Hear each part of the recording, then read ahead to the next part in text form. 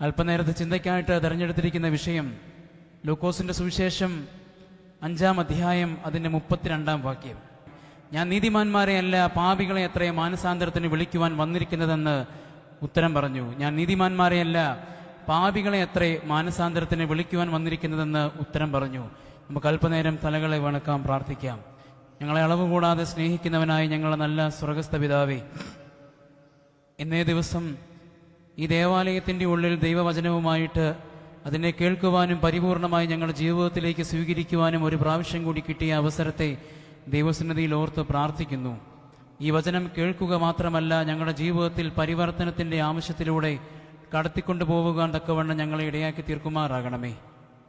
ഒരു കഴുകലിൻ്റെ അവസ്ഥ ഞങ്ങളുടെ ജീവിതത്തിൽ പരിപൂർണമായി തന്ന് ഞങ്ങളുടെ പരിശുദ്ധാത്മാവിനെ അയച്ചു തന്ന് സ്വയം ശുദ്ധീകരണത്തിനുള്ള പ്രാപ്തി ഞങ്ങൾക്ക് വെളിവാക്കി തരുമാറാകണമേ. ഞങ്ങളുടെ ജീവിതത്തിൽ വന്നു പോയിട്ടുള്ള കുറവുകളും തെറ്റുകളുമെല്ലാം ഞങ്ങൾ ദൈവസന്നിധിയിൽ സമർപ്പിച്ച് പ്രാർത്ഥിക്കുന്നു.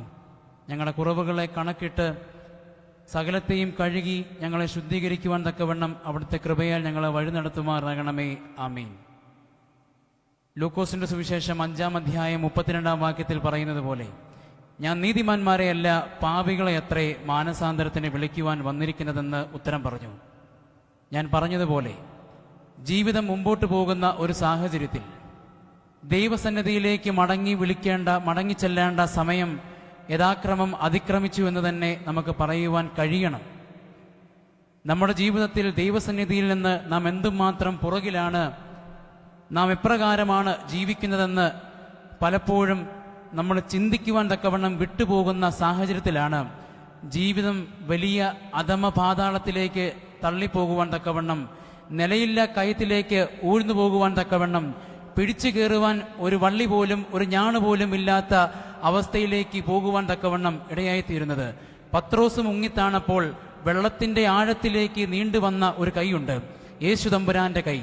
അല്പനേരമൊന്ന് പകച്ചുപോയ പത്രോസിന്റെ ജീവിതത്തിൽ യേശുതമ്പുരാന്റെ കൈ ആണ് എത്ര മഹത്വമായി അവനെ ആ വെള്ളത്തിൽ നിന്ന് വലിച്ചെടുത്തുകൊണ്ടെന്നാൽ, നമ്മുടെ ജീവിതത്തിൽ നിലയില്ല കയത്തിന്റെ ആഴങ്ങളിലേക്ക് കടന്നു പോകുമ്പോൾ, കൈയൊന്ന് നീട്ടുവാൻ തക്കവണ്ണം മേളിലോട്ടൊന്ന് നോക്കുമ്പോൾ ദൈവം തമ്പുരാന്റെ കൈ നമുക്ക് നേരെ നീട്ടിയിട്ടുണ്ടോ എന്ന് സ്വയം വിചിന്തനം ചെയ്യേണ്ടത് വളരെ ആവശ്യകരമായിട്ടുള്ള ഒരു കാര്യമാണ്. അതുകൊണ്ട് തന്നെയാണ് ദനഹ പെരുന്നാളിന്റെ ശുശ്രൂഷ വളരെ മനോഹരമായിട്ട് അതിലെല്ലാം ക്രമീകരിക്കുമ്പോൾ യോഹന്നാൻ സ്നാപകൻ ദൈവത്തിന്റെ മുമ്പാകെ കടന്നു വന്ന് ദൈവരാജ്യത്തെക്കുറിച്ച് വളരെ ശക്തമായിട്ട് പ്രസംഗിച്ച ഒരു വ്യക്തിയാണ്. അതൊന്നും പ്രത്യേകം നമുക്ക് ആരെയും പറഞ്ഞ് പഠിപ്പിക്കേണ്ട കാര്യമില്ല, ഏറ്റവും സുപരിചിതമായിട്ടുള്ള കാര്യമാണ്. ആരാലും ശ്രദ്ധിക്കപ്പെടാത്ത ഒരുവന്റെ മേൽ ദൈവ കൃപ ഇറങ്ങി വന്നു. എന്താണ് ഈ ആരാലും ശ്രദ്ധിക്കപ്പെടാത്തത് എന്ന് ചോദിച്ചു കഴിഞ്ഞാൽ, മരുഭൂമിയുടെ അവസ്ഥയിൽ സ്വയമേ ദൈവത്തെ അന്വേഷിച്ച് പ്രാർത്ഥനയാലും ഉപവാസത്താലും സ്വയം ജാഗരണത്താലും തൻ്റെ ജീവിതത്തെ കഴിച്ചുകൂട്ടി വന്നുകൊണ്ടിരുന്ന ഒരു മനുഷ്യൻ. മരുഭൂമിയുടെ അവസ്ഥ എന്താണെന്ന് നമുക്കറിയാം. ആരും ശ്രദ്ധിക്കത്തില്ല. അതിൻ്റെ ആഴങ്ങളിലേക്കും പരപ്പിലേക്കും കടന്നു ചെല്ലുമ്പോൾ മരുഭൂമിയുടെ അവസ്ഥ എന്താണെന്ന് ആർക്കും ശ്രദ്ധിക്കുവാൻ തക്കവണ്ണം സാധ്യമല്ല. എന്നാൽ ആരാരും ശ്രദ്ധിക്കപ്പെടാതെ പ്രാർത്ഥനയാൽ ജീവിതത്തെ കഴിച്ചുകൊണ്ട് പൊക്കൊണ്ടിരുന്ന ഒരു വ്യക്തിയുടെ ജീവിതത്തിൽ ദൈവത്തിൻ്റെ കൃപ വന്നിറങ്ങി അവനോട് സംസാരിക്കുകയാണ്, നിന്റെ ഇവിടെയുള്ള പൊറുതി മതി, നിന്റെ ഇവിടെയുള്ള ഈ പ്രാർത്ഥനയും ജാഗരണവും നീ ഇന്ന് വരെ നേടിയ ദൈവീക ശക്തിയുമൊക്കെ നിന്നിൽ നിലനിൽക്കുന്ന ഈ സാഹചര്യത്തിൽ നീ നഗരത്തിലേക്ക് കടന്നു ചെല്ലണം. നിന്റെ പിറകെ വരുവാനുള്ളവന്റെ മുമ്പിൽ നീ വഴിയൊഴുക്കുവാൻ തക്കവണ്ണം ദൈവരാജ്യത്തെക്കുറിച്ച് പ്രസംഗിക്കണം എന്ന് ശക്തമായിട്ട് യോഹന്നാൻ സ്നാപകന് ലഭിച്ച ആ വെളിപാടിനെ പ്രതി യോഹന്നാൻ സ്നാപകൻ നഗരത്തിലേക്ക് കടന്നു വരികയും അനേകരെ ദൈവരാജ്യത്തിന്റെ മഹത്വം പറഞ്ഞ് സ്നാനം കഴിപ്പിക്കുകയും ചെയ്യുന്നതൊക്കെ വേദപുസ്തകത്തിന്റെ താളുകൾ മറിക്കുമ്പോൾ ഏറ്റവും സുപരിചിതമായിട്ട് നമ്മുടെ മുമ്പാകെ നിൽക്കുന്ന ഒന്ന് തന്നെയാണ്. എന്താണ് യോഹന്നാൻ സ്നാപകൻ യഥാർത്ഥമായിട്ടും ഉദ്ദേശിച്ചതെന്ന് നമുക്ക് എത്ര വേഗത്തിൽ ചിന്തിച്ചാലും വേദപുസ്തകം വളരെ അർത്ഥവത്തായിട്ട് പറഞ്ഞു തരുന്നുണ്ട്. എന്താണ്? മാനസാന്തരപ്പെടുവിൻ. എന്താണ്? മാനസാന്തരപ്പെടുവിൻ. നിങ്ങൾ ഇന്ന് വരെ കടന്നുപോയിട്ടില്ലാത്ത ദൈവീകമായ അനുഭവത്തിൽ നിന്നും നിങ്ങൾ വ്യതിചലിക്കുന്ന ജീവിതത്തിലേക്കാണ് പോയിക്കൊണ്ടിരിക്കുന്നതെങ്കിൽ ആ ജീവിതം അവിടെ നിർത്തിക്കൊള്ളുവിൻ. ഇതാ ദൈവരാജ്യം സമീപിച്ചിരിക്കുന്നു. ഇനി നിങ്ങൾ ദൈവരാജ്യം എന്താണെന്ന് അന്വേഷിക്കുകയും അതിൻ്റെ കെട്ടുപണിക്കായിട്ട് ഇറങ്ങിത്തിരിക്കുകയും ചെയ്യണമെന്ന് യോഹന്നാൻ സ്നാപകൻ വളരെ വ്യക്തമായിട്ട് തൻ്റെ ജനങ്ങളോട് പറയുകയും അനേകരെ മാനസാന്തരത്തിൻ്റെ അനുഭവത്തിലേക്ക് കൊണ്ടുവരികയും സ്നാനമേൽപ്പിക്കുകയും ഒക്കെ ചെയ്യുന്നതായിട്ട് വേദപുസ്തകത്തിൻ്റെ താളുകൾ പരിശോധിക്കുമ്പോൾ നമുക്ക് മനസ്സിലാക്കുവാൻ സാധിക്കും. മാനസാന്തരത്തെക്കുറിച്ച് അനേക കാര്യങ്ങൾ വേദപുസ്തകത്തിൽ പറഞ്ഞു വെക്കുന്നുണ്ട്. കാരണം ദൈവം തമ്പുരാൻ അറിയാം, മനുഷ്യൻ എന്ന് പറയുന്നത് ഏത് വിധേയനെയും ഏത് സാഹചര്യത്തിലും എപ്രകാരമുള്ള ഏതെങ്കിലും വിധത്തിലുള്ള തെറ്റിലേക്ക് ചാഞ്ഞു പോകുവാൻ തക്കവണ്ണം ഇടയാകുന്ന ഒരു മനസ്സുള്ള വ്യക്തിത്വങ്ങളാണ്. എല്ലാ സമയത്തും പാപത്തിൻ്റെ കെട്ടുകളെ പൊട്ടിക്കുവാൻ ഒരുപക്ഷെ മനുഷ്യന് സാധിക്കത്തില്ല.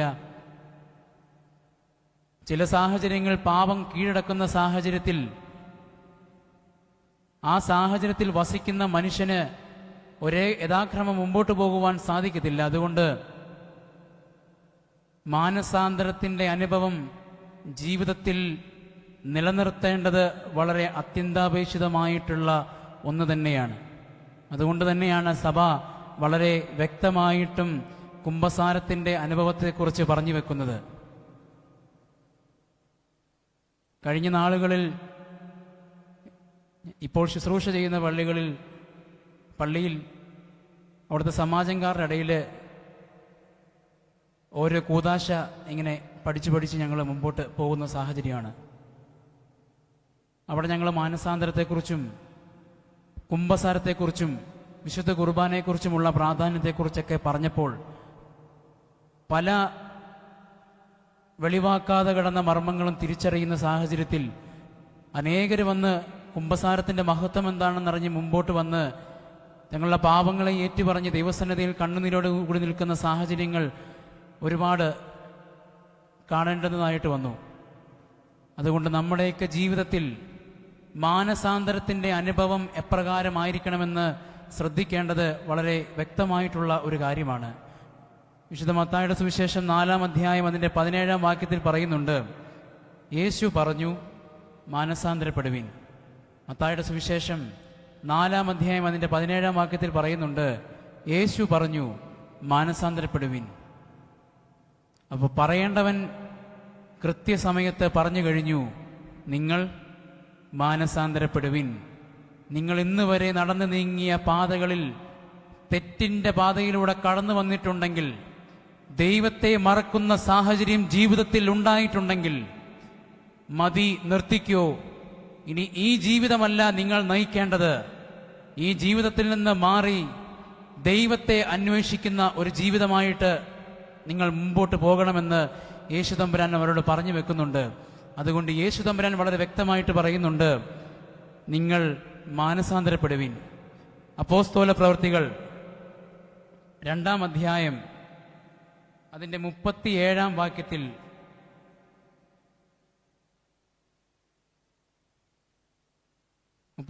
വാക്യത്തിൽ പറയുന്നുണ്ട്, ഇത് കേട്ടപ്പോൾ അവർ ഹൃദയത്തിൽ കുത്തുകൊണ്ട് പത്രോസിനോടും മറ്റ് അപ്പോസ്തലന്മാരോടും, സഹോദരന്മാരായ പുരുഷന്മാരെ, ഞങ്ങൾ എന്തു ചെയ്യണമെന്ന് ചോദിച്ചു. പത്രോസ് അവരോട്, നിങ്ങളുടെ പാപങ്ങളുടെ മോചനത്തിനായി നിങ്ങൾ ഓരോരുത്തരും അനുതപിച്ച് യേശുക്രിസ്തുവിൻ്റെ നാമത്തിൽ സ്നാനമേൽക്കുവിൻ. അങ്ങനെയെങ്കിൽ പരിശുദ്ധാത്മാവ് എന്ന ദാനം നിങ്ങൾക്ക് ലഭിക്കും. അപ്പം സ്നാനമേൽക്കുമ്പോൾ ആദ്യം അവരോട് കൽപ്പിച്ച കാര്യമാണ്, നിങ്ങൾ മാനസാന്തരപ്പെടുവിൻ, അതിനുശേഷം സ്നാനമേൽക്കുവിൻ, എങ്കിൽ പരിശുദ്ധാത്മാവിൻ്റെ ദാനം നിങ്ങളുടെ മേൽ ഉണ്ടാകും. 2-ാം അധ്യായം, വെളിപാടിൻ്റെ പുസ്തകം 2-ാം അധ്യായം അതിൻ്റെ 5-ാം വാക്യം 16-ഉം 21-ാം വാക്യത്തിലുമൊക്കെ മാനസാന്തരത്തിനെ കുറിച്ച് വളരെ വ്യക്തമായിട്ട് പറഞ്ഞു വെക്കുന്നുണ്ട്. വെളിപാടിൻ്റെ പുസ്തകമായതുകൊണ്ട് ഈ വേദപുസ്തകത്തിൻ്റെ അവസാന താളുകളിലെ പുസ്തകമാണ്. അതുകൊണ്ട് വളരെ വ്യക്തമായിട്ട് അവസാന സമയത്തും പറയുന്നുണ്ട്, ഞാൻ നിന്റെ പ്രവൃത്തിയും പ്രയത്നവും സഹിഷ്ണുതയും ദുഷ്ടന്മാരെ നിനക്ക് വഹിക്കുവാൻ കഴിയാത്തതും അപ്പോസ്തലന്മാരില്ലാതിരിക്കെ തങ്ങൾ അപ്പോസ്തലന്മാർ എന്ന് പറയുന്നവരെ നീ പരീക്ഷിച്ച് കള്ളന്മാർ എന്ന് കണ്ടതും.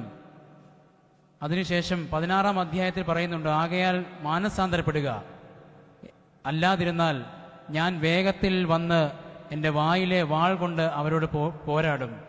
2-ാം അധ്യായം 5-ാം വാക്യം വായിച്ചതിനു ശേഷം നീ ഏതിൽ നിന്ന് വീണിരിക്കുന്നുവെന്ന് ഓർത്ത് മാനസാന്തരപ്പെട്ട് ആദ്യത്തെ പ്രവൃത്തി ചെയ്യുക. അല്ലാതിരുന്നാൽ നാശം കൈക്കൊള്ളുന്നവർ നിനക്കുമുണ്ട് എന്ന് പ്രത്യേകമായിട്ടും വേദവാക്യം പറഞ്ഞു വെക്കുന്നുണ്ട്. അപ്പോൾ ആവർത്തിച്ച് വേദപുസ്തകത്തിന്റെ താളുകളിലെല്ലാം 3-ാം അധ്യായം 3-ാം വാക്യത്തിലും 19-ാം വാക്യത്തിലും 22-ാം അധ്യായം അതിന്റെ 14-ാം വാക്യത്തിലുമെല്ലാം മാനസാന്തരത്തെക്കുറിച്ച് വളരെ വ്യക്തമായിട്ട് പറഞ്ഞു വെക്കുന്നുണ്ട്. കുറിച്ചു വെച്ച് വീട്ടിൽ പോയി വായിച്ച് നോക്കണം മാനസാന്തരത്തിനെ കുറിച്ച് എന്താണ് വേദപുസ്തകം പറഞ്ഞിരിക്കുന്നതെന്ന്. എന്നാൽ ജീവിതത്തിൽ എപ്രകാരമാണ് മാനസാന്തരം കൊണ്ടുവരേണ്ടത്? എൻ്റെ ജീവിതത്തിൽ ഞാൻ എപ്രകാരമാണ് മാനസാന്തരത്തിന്റെ വഴിയിലൂടെ നടക്കേണ്ടത്? ഞാൻ ഏതെങ്കിലും വിധത്തിൽ ദൈവസന്നിധിയിൽ നിന്ന് മാറിപ്പോയവനാണോ? ലൂക്കോസിന്റെ സുവിശേഷം 5-ാം അധ്യായം 32-ാം വാക്യം പറയുന്നത് പോലെ, ഞാൻ നീതിമാന്മാരെയല്ല പാപികളെ അത്രേ മാനസാന്തരത്തിന് വിളിക്കുവാൻ വന്നിരിക്കുന്നതെന്ന് ഉത്തരം പറഞ്ഞു. യേശു തമ്പുരാന്റെ വരവ് പോലും യഥാക്രമം പരിശോധിക്കുമ്പോൾ ജീവിത ലക്ഷ്യം തന്നെ എന്തായിരുന്നു? നീതിമാന്മാരെയല്ല പാപികളെ വിളിക്കുവാൻ വേണ്ടിയാണ് ദൈവം തമ്പുരാൻ. പ്രവൃത്തികൾക്ക് വിപരീതമായിട്ടുള്ള ഒരു സംഗതിയാണ് നടന്നിരിക്കുന്നത്. യഹൂദന്മാർ വിചാരിച്ചിരുന്നത് പോലെ രാജകൊട്ടാരത്തിന്റെയും മണിമാളികയുടെയും ആഡംബരത്തോടുകൂടി ജനിക്കുന്നവനല്ല, ഏറ്റവും താഴ്മയോടുകൂടി ഈ ലോകത്തിലേക്ക് വന്ന് പാപികളെ വീണ്ടെടുക്കുവാൻ തക്കവണ്ണമാണ് യേശു തമ്പുരാൻ വന്നിരിക്കുന്നതെന്നുള്ള ആ ഒരു ബോധ്യത്തോടുകൂടി വേണം നാം ജീവിക്കുവാൻ. ഒരു തിരുമേനിയുടെ പ്രസംഗത്തിൽ ഇപ്രകാരം ഞാൻ കേട്ടിട്ടുണ്ട്. തൻ്റെ അപ്പനെ കൊന്നവനായ കൊലയാളിയെ കൊല്ലുവാൻ തക്കവണ്ണം ഇറങ്ങിത്തിരിച്ച മനുഷ്യനായിരുന്നു അദ്ദേഹം. ഒരു ദിവസം സ്കൂളിൽ പോകുന്ന സാഹചര്യത്തിൽ തൻ്റെ അപ്പനെ കൊന്നവനെ കൊല്ലുവാൻ, അപ്പൻ പോലീസുകാരനായിരുന്നു, അപ്പനെ കൊന്നവനെ കൊല്ലുവാൻ തക്കവണ്ണം ഒരു വാള്, ഒരു ചെറിയ കത്തി ബാഗിൽ സൂക്ഷിച്ചാണ് സ്കൂളിൽ പൊയ്ക്കൊണ്ടിരുന്നത്. എവിടെയെങ്കിലും കണ്ടാൽ സ്പോട്ടിൽ തന്നെ കുത്തി കൊലപ്പെടുത്തുവാനുള്ള മനോഭാവത്തോടു കൂടി ജീവിച്ചിരുന്ന ഒരു വ്യക്തിത്വം. എന്നാൽ കോട്ടയം നാഗമ്പടം മൈതാനത്തോടെ നടന്നു പോയിക്കൊണ്ടിരിക്കുമ്പോൾ ഒരു സാഹചര്യം ഉണ്ടായി. നിങ്ങൾ ക്ഷമിക്കുവാൻ തക്കവണ്ണം തയ്യാറാവണം. ദൈവത്തിൻ്റെ വചനം നിങ്ങളോട് സംസാരിക്കുന്നു. പാപികൾക്ക് വേണ്ടിയാണ് അവൻ ഈ ലോകത്തിലേക്ക് വന്നിരിക്കുന്നതെന്നുള്ള ശക്തമായ വചനം തിരുമനസിന്റെ മനസ്സിലേക്ക് കയറിയ ഉടനെ തന്നെ ബാഗിലിരുന്ന കത്തിയെടുത്ത് വലിച്ചെറിഞ്ഞ് ദൈവത്തിൻ്റെ രാജ്യത്തിന് വേണ്ടിയും ദൈവത്തിൻ്റെ സുവിശേഷത്തിന് വേണ്ടിയും ഇറങ്ങിത്തിരിക്കുന്ന ഒരു മനോഭാവത്തിൻ്റെ സാക്ഷ്യത്തെക്കുറിച്ച് ആ പിതാവ് പ്രത്യേകമായിട്ടും പറഞ്ഞു വെക്കുന്നത് എൻ്റെ മനസ്സിൽ വളരെ വല്ലാതെ തട്ടിയ ഒരു വിഷയമാണ്. പ്രതികാരം എന്നുള്ളത് ഈ ലോകത്തിൻ്റെ ഒരു ഭാഗമായി മാറിക്കൊണ്ടിരിക്കുന്ന സാഹചര്യത്തിൽ, പ്രതികാരം എന്നുള്ളത് വളരെ ആത്യന്തികമായി വളരെ ശക്തമായി കടന്നു വന്നുകൊണ്ടിരിക്കുന്ന ഒരു സാഹചര്യത്തിൽ നമ്മളെ കൊണ്ട് ക്ഷമിക്കുവാൻ സാധിച്ചില്ലെങ്കിൽ, നമ്മളെ കൊണ്ട് വിട്ടുവീഴ്ച ചെയ്യുവാൻ സാധിച്ചില്ലെങ്കിൽ, ഈ ജീവിതത്തിൽ മാനസാന്തരത്തിന്റെ അനുഭവം എന്താണെന്നും മാധുര്യം എന്താണെന്നും തിരിച്ചറിയാതെ ജീവിക്കുവാൻ തക്കവണ്ണം നമ്മളെ കൊണ്ട് സാധിച്ചെന്ന് വരാം. ഞാൻ എൻ്റെ ജീവിതത്തിൽ ഇന്ന് വരെ കടന്നുപോയ വഴികളിൽ എവിടെയെങ്കിലും ദൈവമേ അവിടുത്തെ പാത പിന്തുടരാതെ ഇരുന്നിട്ടുണ്ടെങ്കിൽ എനിക്കൊരു മാനസാന്തരത്തിന്റെ അനുഭവം വേണമെന്ന് പറയുവാൻ തക്കവണ്ണം നമ്മളെ കൊണ്ട് സാധിപ്പിക്കണം. നമ്മുടെ കുടുംബ ജീവിതത്തിലും നമ്മുടെ വ്യക്തിപരമായ ജീവിതത്തിലും ദൈവസന്നിധിയിൽ നിന്ന് വിട്ടുമാറുന്ന പ്രവൃത്തി ഉണ്ടായിട്ടുണ്ടെങ്കിൽ ദൈവത്തിങ്കിലേക്ക് കടന്നു വരുവാൻ തക്കവണ്ണം നമ്മളെ കൊണ്ട് സാധിക്കണം. കഴിഞ്ഞ കുറെ നാളുകളിൽ ഒരുപാട് പേര് സംസാരിക്കുമ്പോൾ അവർ പറയുന്നുണ്ട്, അച്ഛാ വീട്ടിലെ വലിയ പ്രയാസമാണ്, വീട്ടിലെ വലിയ ദുഃഖമാണ്, സങ്കടമുണ്ട്, പല കാര്യങ്ങളിലും പലരോടും സംസാരിക്കാതിരിക്കേണ്ടി വരുന്ന സാഹചര്യം വരുന്നു, മകന്റെ കല്യാണമായിട്ട് പോലും സ്വന്തം ചേട്ടനെ വിളിക്കാത്ത സാഹചര്യം ഉണ്ടായിക്കൊണ്ടിരിക്കുന്നു, ബന്ധുക്കാരോടെല്ലാം ചെറിയ ചെറിയ രീതിയിൽ പിണക്കങ്ങളുള്ള സാഹചര്യങ്ങൾ ഉണ്ടായിക്കൊണ്ടിരിക്കുന്നു. ഇങ്ങനെയുള്ള ഒരു സാഹചര്യത്തിൽ ഞാൻ അവരോട് പറഞ്ഞ ഒരു കാര്യം ഇപ്രകാരം മാത്രമേ ഉള്ളൂ: നമ്മളെല്ലാവരും മനുഷ്യരാണ്. നമ്മളെല്ലാവരും സൃഷ്ടിക്കപ്പെട്ടിരിക്കുന്നത് മനുഷ്യരാണ്. പാപം എൻ്റെ വാതിൽക്കൽ കിടക്കുന്നു, ആരെ വിഴുങ്ങേണ്ടുവെന്ന് തക്കം പാർത്ത് നോക്കിയിരിക്കുന്ന സാഹചര്യമാണ്. അതുകൊണ്ട് ഈ പാപത്തെ കീഴടക്കുവാൻ തക്കവണ്ണം നമ്മളെ കൊണ്ട് സാധിക്കണം. ഈ പാപത്തെ കീഴടക്കുവാൻ തക്കവണ്ണം നമ്മളെ കൊണ്ട് സാധിക്കണം. യേശുക്രിസ്തുവിൻ്റെ ജീവിതം ആദിയോടന്തം പരിശോധിച്ചാൽ വളരെ വ്യക്തമായിട്ട് പറയുന്ന ഒറ്റ കാര്യമേ ഉള്ളൂ. എന്താ? പരസ്പരം സ്നേഹിക്കുവിൻ. അയൽക്കാരനെ സ്നേഹിക്കുവിൻ, കൂട്ടുകാരനെ സ്നേഹിക്കുവിൻ, മാതാപിതാക്കളെ അനുസരിക്കുവിൻ, അവരെ സ്നേഹിക്കുവിൻ, ബഹുമാനിക്കുവിൻ എന്ന് അടിവരയിട്ട് പല കാര്യങ്ങളും യേശുദമ്പുരാൻ പറഞ്ഞു വെക്കുന്നുണ്ട്. ഇങ്ങനെയുള്ള സാഹചര്യത്തിൽ നമ്മുടെ ജീവിതത്തിൽ സ്നേഹിക്കുവാൻ തക്കവണ്ണം നമ്മളെക്കൊണ്ട് സാധിച്ചില്ലെങ്കിൽ, മാനസാന്തരത്തിൻ്റെ അനുഭവത്തിലേക്ക് കടന്നു വരുവാൻ തക്കവണ്ണം നമുക്ക് സാധിക്കത്തില്ല. വിട്ടുവീഴ്ച മനോഭാവത്തോടു കൂടി കടന്നു പോകുവാൻ സാധിച്ചില്ലെങ്കിൽ, ഈ ലോകത്ത് മാനസാന്തരത്തിൻ്റെ അനുഭവം നമ്മുടെ ജീവിതത്തിൽ ഒരു കാരണവശാലും വരുവാൻ തക്കവണ്ണം സാധ്യമല്ല. അതുകൊണ്ട് ചില സ്ഥലങ്ങളിലൊക്കെ, ചില കുടുംബങ്ങളിലൊക്കെ, ചില സമൂഹത്തിലൊക്കെ, പള്ളികളിലൊക്കെ ഞാൻ വിട്ടുവീഴ്ച മനോഭാവവും കണ്ടെത്തുകയും എൻ്റെ ദൈവത്തെ അന്വേഷിക്കുന്ന മനോഭാവം എന്നിൽ വളർത്തിയെടുക്കുകയും ചെയ്തില്ലെങ്കിൽ, ദൈവത്തിൻ്റെ കൃപ ഒരുപക്ഷെ നമ്മളിൽ വന്നില്ലെന്നിരിക്കും. അതുകൊണ്ട് സ്നേഹത്താൽ ജീവിക്കുകയും സ്നേഹത്താൽ നിലനിൽക്കുകയും ചെയ്തെങ്കിൽ മാത്രമേ ദൈവീക മാനസാന്തരത്തിൻ്റെ അനുഭവത്തിലേക്ക് കടന്നു പോകുവാൻ തക്കവണ്ണം സാധിക്കത്തുള്ളൂ. ഞാൻ എപ്പോഴും ചിന്തിക്കും, യോഹന്നാൻ സ്നാപകൻ താഴെ മാമോദിസ മുക്കിക്കൊണ്ടിരുന്ന സാഹചര്യത്തിൽ യേശുദമ്പുരാൻ ഇറങ്ങി വരികയാണ്. ഈ ലോകത്തിൽ പാപമുണ്ട് എന്നറിഞ്ഞിട്ടും സ്വയം ഒരു പാപിയായിട്ട്, സാധാരണ മനുഷ്യരെ പോലെ സ്വയം ഒരു പാപിയായിട്ട് യോഹന്നാന്റെ മുമ്പിൽ തലകുനിച്ചു നിൽക്കുകയാണ്. ഈ ജനങ്ങളെപ്പോലെ ഒരു പാപവും ചെയ്തിട്ടില്ല, എന്നാൽ ഈ ജനങ്ങളെപ്പോലെ എന്നിലും പാപമുണ്ട്. അതുകൊണ്ട് ഞാനും പാപിയായ ഈ പാപങ്ങളെ, ഇവരുടെയൊക്കെയും പാപങ്ങളെ ഞാൻ ഏറ്റെടുക്കുകയാണ്. അതുകൊണ്ട് എൻ്റെ പാപങ്ങളെ കഴുകിക്കളയണമെന്ന് പറഞ്ഞുകൊണ്ടാണ് ആ യോർദാൻ നദിയിൽ യേശുദമ്പുരാൻ സ്നാനമേൽക്കുന്നത്. താഴ്മയുടെ അനുഭവത്തെ ജീവിതത്തിൽ കൊണ്ടുവരണം. മാനസാന്തരത്തിന്റെ അനുഭവത്തിലേക്ക് നാം കടന്നു പോകുന്ന സാഹചര്യത്തിൽ താഴ്മയുടെ അനുഭവത്തെ ജീവിതത്തിൽ കൊണ്ടുവരണം. അതുപോലെ തന്നെ സ്നേഹത്തിന്റെ അനുഭവത്തെ ജീവിതത്തിലേക്ക് കൊണ്ടുവരണം. ദൈവത്തെ അറിയുന്നവരായി നാം മാറ്റപ്പെടണമെങ്കിൽ ദൈവിക സ്നേഹം നിലനിൽക്കുന്നവരായിട്ട് നാം മാറണം. റോമർക്കെഴുതിയ ലേഖനം 3-ാം അധ്യായം അതിൻ്റെ 23-ാം വാക്യത്തിൽ പറയുന്നുണ്ട്, എന്നാൽ എല്ലാവരും പാപം ചെയ്ത് ദൈവ തേജസ് ഇല്ലാത്തവരായി തീർന്നിരിക്കുന്നു. എന്നാൽ എല്ലാവരും പാപം ചെയ്ത് ദൈവ തേജസ് ഇല്ലാത്തവരായി തീർന്നിരിക്കുന്നു. അപ്പോൾ ദൈവ തേജസ് ലഭിക്കണമെങ്കിൽ എന്തു ചെയ്യണം? ദൈവ തേജസ് ലഭിക്കണമെങ്കിൽ എന്തു ചെയ്യണം? പാപത്തിൽ നിന്ന് വിട്ടകന്ന് ജീവിക്കണം. ഈ പാപം എന്ന് പറയുന്നത് വേദപുസ്തകത്തിൽ പറയുന്നുണ്ട്, കൺമോഹം, ജഡമോഹം, ജീവനത്തിന്റെ പ്രതാപം, ഇതൊക്കെയാണെന്ന് പറയുന്നുണ്ട്. നമ്മുടെ മുമ്പിൽ പാപമായിട്ട് ഞാൻ പറയുന്നത്, മറ്റുള്ളവരെ സ്നേഹിക്കുവാൻ സാധിച്ചില്ലെങ്കിൽ, വൈരാഗ്യ ബുദ്ധിയിൽ പെരുമാറി ജീവിതത്തെ മുമ്പോട്ട് കൊണ്ടുപോകാൻ ആണ് സന്നദ്ധരെങ്കിൽ, ജീവിതത്തിൽ ദൈവ തേജസ് നഷ്ടപ്പെട്ട മനുഷ്യരായിട്ട് ഈ ഭൂമിയിൽ നിന്ന് കടന്നു പോകേണ്ടതായിട്ട് വരും. കഴിഞ്ഞ ദിവസം ഒരു മരണത്തിന് നിന്നപ്പോൾ, മരണം അടക്കമെല്ലാം കഴിഞ്ഞ് കല്ലറയിൽ പോയി ശവമെല്ലാം ബോഡി വെച്ചു, ശവസംസ്കാര ശുശ്രൂഷകളെല്ലാം കഴിഞ്ഞു, തിരിച്ചു കയറി വന്ന് നിൽക്കുന്ന സാഹചര്യത്തിൽ വളരെ അപ്രതീക്ഷിതമായിട്ട് ഒരാൾ എന്നോട് വന്ന് പറയുകയാണ്. സത്യം പറഞ്ഞാൽ എനിക്ക് കേട്ടപ്പോൾ ഉള്ളിലൊരു ചെറിയ ചിരിയും കൂടെ തോന്നി. എന്നോട് വന്ന് പറയുകയാണ്, എൻ്റെ അച്ഛ എന്നൊക്കെ ഓടിയാൽ എന്നാ അവസാനം തൻ്റെ ഈ കുഴി വന്ന് ചാടും. എൻ്റെ അച്ഛ എവിടെയൊക്കെ പോയെങ്കിൽ എന്നാ അവസാനം ദേ ഈ കുഴി വന്ന് തീരും. ഇപ്പോഴുള്ള സൗന്ദര്യവും ഇപ്പോഴുള്ള മോടിയും ഇപ്പോഴുള്ള പ്രാഗൽഭ്യവും എല്ലാം തീരും.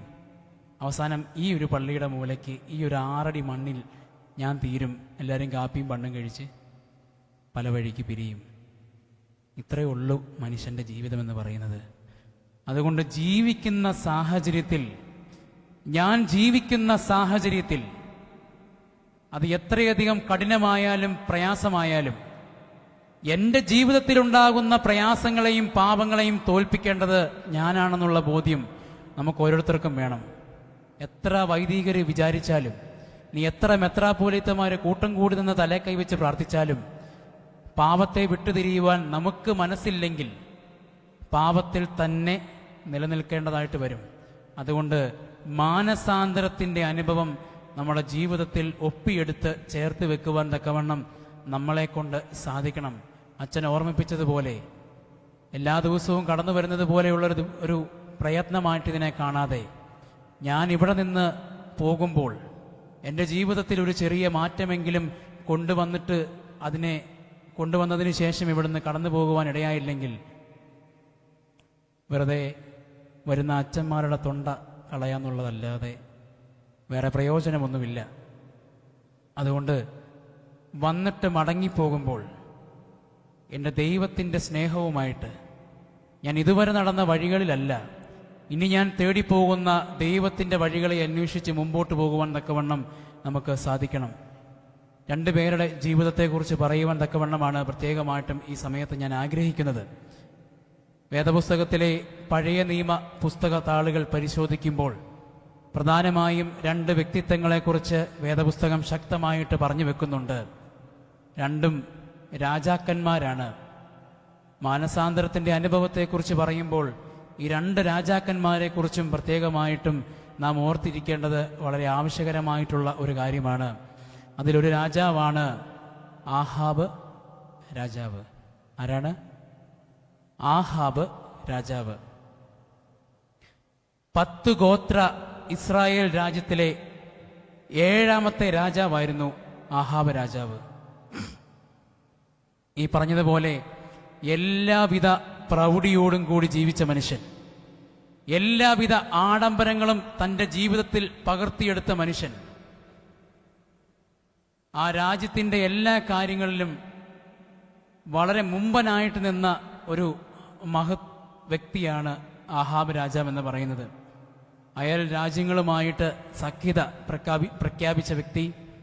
അതുപോലെ തന്നെ വ്യവസായം, വാണിജ്യം, അങ്ങനെ അന്ന് ആ ജനതയിൽ ഉണ്ടായിരുന്ന എല്ലാ കാര്യങ്ങളിലും ഒരു രാജാവിന് എന്തുമാത്രം വ്യക്തമായിട്ടും മനോഹരമായിട്ടും എന്തൊക്കെ ചെയ്യുവാൻ സാധിക്കുമോ ആ കാര്യങ്ങളിലെല്ലാം തൻ്റെ പ്രാഗൽഭ്യം തൻ്റെതായ വ്യക്തിത്വത്തിലൂടെ തെളിയിച്ചവനായ വ്യക്തിയാണ് ആഹാബ് രാജാവ് എന്ന് പറയുന്നത്. ആഹാബ് രാജാവിൻ്റെ ജീവിതത്തിൽ ദൈവം ഒരുപാട് അനുഗ്രഹങ്ങൾ കൊടുത്തെങ്കിലും ചില സ്ഥലങ്ങളിൽ ആഹാബ് രാജാവിന് ചില വീഴ്ചകളൊക്കെ ഉണ്ടായതായിട്ട് വേദപുസ്തകം നമ്മളെ വളരെ വ്യക്തമായിട്ട് പഠിപ്പിക്കുന്നുണ്ട്. സീദോനിലെ രാജാവിൻ്റെ മകളായ ഇസബേലിനെ ആഹാബ് രാജാവ് വിവാഹം കഴിച്ചു. അവിടെ തുടങ്ങി പ്രശ്നം. സീദോനിലെ രാജാവിൻ്റെ മകളായ ഇസബേലിനെ ആഹാബ് രാജാവ് വിവാഹം കഴിച്ചു. ധാരാളം സമ്പത്തുകൾ അദ്ദേഹം വാരിക്കൂട്ടി. ഇഷ്ടം പോലെ സമ്പത്തുകൾ തൻ്റെ ജീവിതത്തിൽ വാരിക്കൂട്ടുന്ന സാഹചര്യമുണ്ടായി. എന്നാൽ ഇതിനേക്കാളൊക്കെ ഉപരിയായിട്ട് ഒരു രാജാവിൻ്റെ പ്രവൃത്തി മൂലം ഇസ്രായേൽ ജനത, ദൈവത്തെ ആരാധിച്ചുകൊണ്ടിരുന്ന ഇസ്രായേൽ ജനത ദൈവസന്നിധിയിൽ നിന്ന് മാറിപ്പോകുന്നതായിട്ട് പയ്യെ വെളിപ്പെട്ടു വരുവാൻ തുടങ്ങി. കാരണം എന്താ?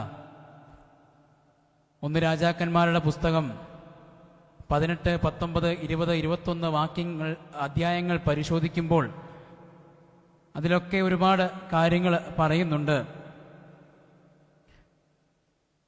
ഈ സീദോനിലെ രാജാവിൻ്റെ മകളായ ഇസബേല് ബാൽ വിഗ്രഹങ്ങളെ ധാരാളമായിട്ടും ആരാധിക്കുന്ന ഒരു സ്ത്രീയായിരുന്നു.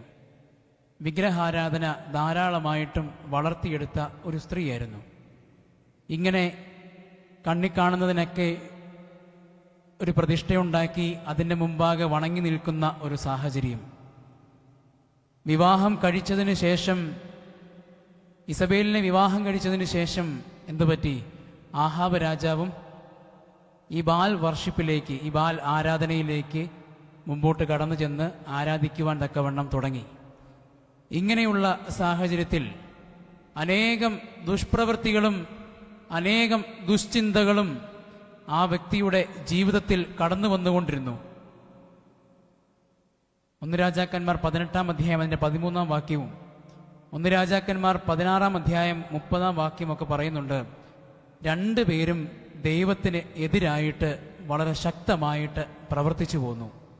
ദൈവത്തിൻ്റെ ആജ്ഞകൾക്കോ ദൈവത്തിൻ്റെ കൃപകൾക്കോ ദൈവത്തിന് മുമ്പാകെ താണു നിൽക്കുകയോ നൽകിയതൊക്കെ ദൈവത്തിൻ്റെ ദാനമാണെന്ന് ചിന്തിക്കാതെ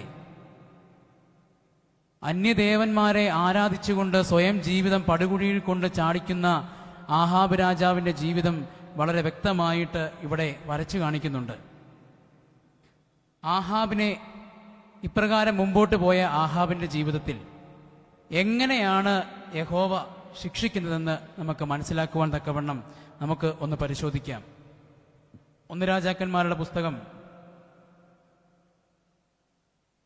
അതിൻ്റെ 21-ാം വാക്യം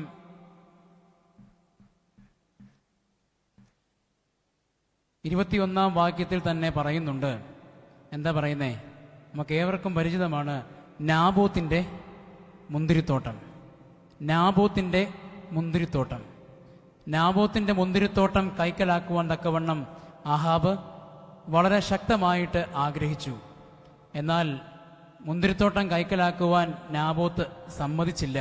അദ്ദേഹം പറഞ്ഞു, നടക്കുന്ന കാര്യമല്ല, എൻ്റെ പിതാക്കന്മാര് എനിക്ക് കൈമാറി തന്ന സ്വത്താണ്, അതുകൊണ്ട് ഇത് കൈമാറി രാജാവിന് തരുവാൻ തക്കവണ്ണം എനിക്കിപ്പോൾ മനസ്സില്ല, അതുകൊണ്ട് ഇതിൻ്റെ മേലെ ഉള്ള ആശയൊക്കെ അങ്ങ് എടുത്തു വെച്ചേര്, ഒരിക്കലും കാരണവശാലും ഇത് ഞാൻ തിരികെ തരത്തില്ല എന്നുള്ള മനോഭാവത്തോടു കൂടി ആ നാബോത്ത് മുമ്പോട്ട് പോയി. എന്നാൽ വിഷമിച്ച് ദൈവസന്നിധിയിൽ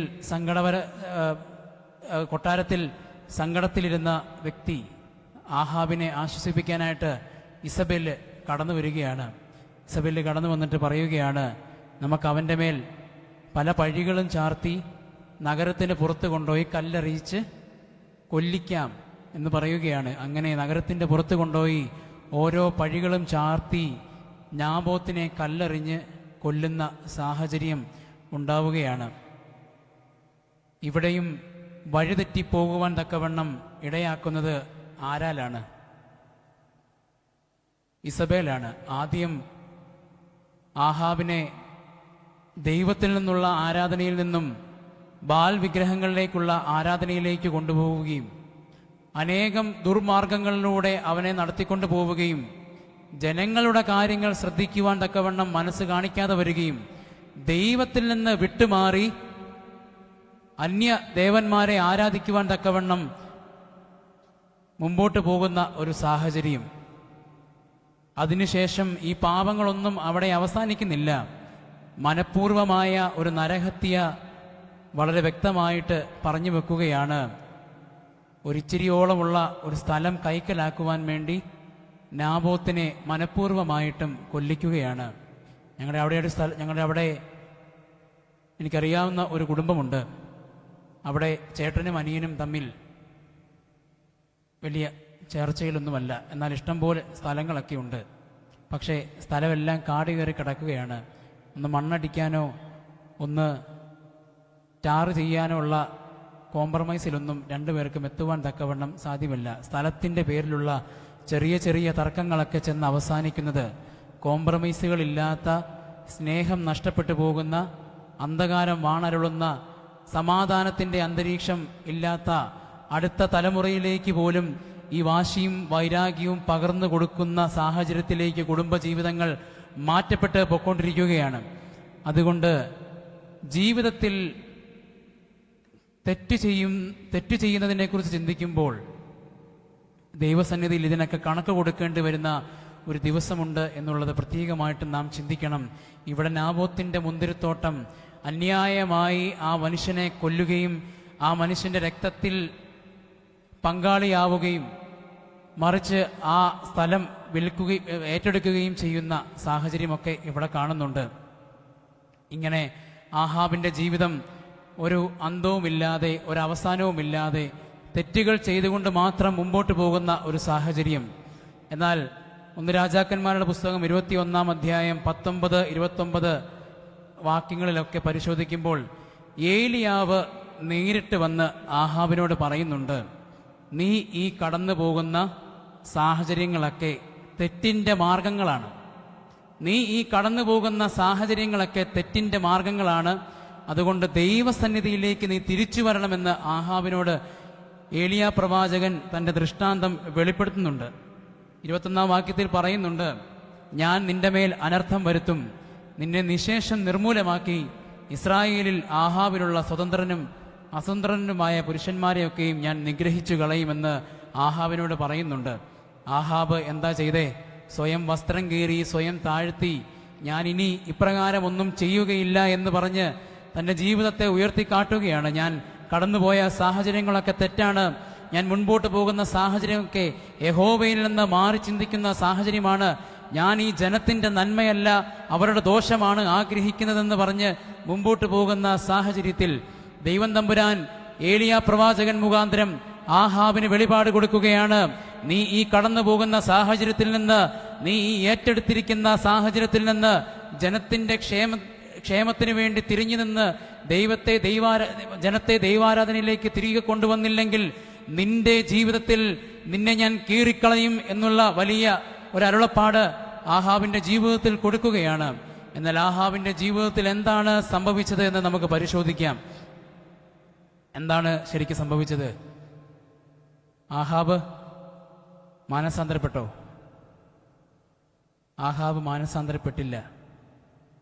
ദൈവസന്നിധിയിൽ സ്വയം താഴുകയും പാപങ്ങൾ ഏറ്റുപറയുകയും ഒക്കെ ചെയ്ത വ്യക്തിത്വമായിരുന്ന ആഹാബ് പിന്നീടുള്ള വേദവാക്യങ്ങൾ പരിശോധിക്കുമ്പോൾ ദൈവം കൊടുത്ത കൽപ്പനകളൊക്കെ വൃഥാവാക്കാതെ ശ്രദ്ധിക്കാതെ മുമ്പോട്ട് പോവുകയും ജീവിതത്തിൽ വലിയ അനർത്ഥങ്ങൾ വിളിച്ചു വരുത്തുകയും ചെയ്യുകയാണ്. നമ്മുടെ ജീവിതത്തിൽ ദൈവം നമ്മളോട് സംസാരിക്കുന്ന സാഹചര്യമുണ്ടോ എന്ന് നമ്മൾ ഓരോരുത്തരും ചിന്തിക്കേണ്ടത് വളരെ ആവശ്യമാണ്. ദൈവം നമ്മളോട് സംസാരിക്കുന്ന സാഹചര്യം ജീവിതത്തിലുണ്ടോ എന്ന് പരിശോധിക്കേണ്ടത് വളരെ ആവശ്യമാണ്. അല്പമൊന്ന് കണ്ണുകളടച്ച് പ്രാർത്ഥിക്കുവാൻ തക്കവണ്ണം മനസ്സ് കാണിക്കണം. ഭവനത്തിൽ ആരാധനയുടെ മഹത്വം എന്താണെന്ന് തലമുറകൾക്ക് പകർന്നു കൊടുത്തില്ലെങ്കിൽ ദിനംപ്രതി നാടുവിട്ടുകൊണ്ടിരിക്കുന്ന ജനത പല രാജ്യങ്ങളിൽ ചെന്ന് ദൈവമില്ലാതെ അഴന്നു നടക്കുന്ന സാഹചര്യങ്ങൾ കൺമുൻപിൽ കാണേണ്ടി വരും. അവന് കൊടുക്കേണ്ടുന്ന സമയത്ത്, അവൾക്ക് കൊടുക്കേണ്ടുന്ന സമയത്ത് കൊടുക്കേണ്ടത് കൊടുത്തില്ലെങ്കിൽ അവൻ പ്രായമായാലും അതിൽ നിന്ന് വിട്ട് അകന്ന് ജീവിക്കും. കഴിഞ്ഞ ദിവസം ഒരു വ്യക്തി എന്നോട് പറഞ്ഞു, വളരെ സന്തോഷകരമായിട്ട് എൻ്റെ മുമ്പിൽ വന്നു നിന്നിട്ട് പറഞ്ഞു, മാമോദീസായ്ക്ക് പള്ളിയിൽ പോയതാ, പിന്നെ കല്യാണത്തിനാണ് വരുന്നേ. അച്ഛാ, മാമോദീസായ്ക്ക് പള്ളിയിൽ പോയതാ, പിന്നെ വരുന്നത് കല്യാണത്തിന്. ആവശ്യങ്ങൾക്ക് വേണ്ടി മാത്രം ദേവാലയത്തെ ഉപയോഗിക്കുന്ന മനോഭാവം നമ്മുടെ ജീവിതത്തിൽ നിന്ന് മാറ്റിവെക്കണം. പല കാര്യങ്ങൾക്ക് വേണ്ടി ഒരുപാട് സമയം കണ്ടെത്തുന്ന നാം, നമുക്ക് വേണ്ടി മനോഹരമായിട്ട് പണി കഴിപ്പിച്ചിരിക്കുന്ന ഈ ദേവാലയത്തിൻ്റെ എല്ലാ മുക്കിലും മൂലയിലും ദൈവിക സാന്നിധ്യമുണ്ടെന്ന് തിരിച്ചറിയുവാൻ തക്കവണ്ണം നമുക്ക് സാധിക്കണം. കഴിഞ്ഞൊരു ദിവസം രാവിലെ വിശുദ്ധ കുർബാന ചൊല്ലുവാൻ തക്കവണ്ണം പള്ളിയിലേക്ക് കടന്നു വന്ന ഞാൻ രാവിലെ ഒരു 10 മിനിറ്റ് ധ്യാനിച്ചങ്ങിരിക്കും. സൈലൻ്റായിട്ട് പ്രഭാത നമസ്കാരം തുടങ്ങുന്നതിന് മുമ്പ് ധ്യാനിച്ചിരിക്കും. ഞാൻ നോക്കുമ്പോൾ കലപില എന്ന് പറഞ്ഞ് ഭയങ്കര സംസാരം, ഒരു രക്ഷയില്ല. ഞാൻ 1 തിരിഞ്ഞു നോക്കി, ഒരു രക്ഷയില്ല. 2 തിരിഞ്ഞു നോക്കി, ഒരു രക്ഷയില്ല. ഞാൻ അവസാനം സംസാരിച്ചവരോടൊക്കെ പറഞ്ഞു, ദയവ് ചെയ്ത് രാവിലെ ദേവാലയത്തിൽ വന്ന പ്രാർത്ഥിക്കാനിരുന്നോണം, അല്ലാത്ത പക്ഷം പുറത്തു പോയിരുന്നോണം. രാവിലെ ദേവാലയത്തിൽ വന്ന ഒരുങ്ങി നിൽക്കുന്ന വൈദികനെ കൂടെ മനസ്സ് മടുപ്പിക്കരുത്. അതുകൊണ്ട് ഒന്നെങ്കിൽ പുറത്തു പോയി നിന്ന് സംസാരിച്ചിട്ട് നിങ്ങൾക്ക് സംസാരിക്കാനുള്ളത് അകത്ത് കയറിയും സംസാരിക്കുക. ദേവാലയം എന്തിനുള്ളതാണ്?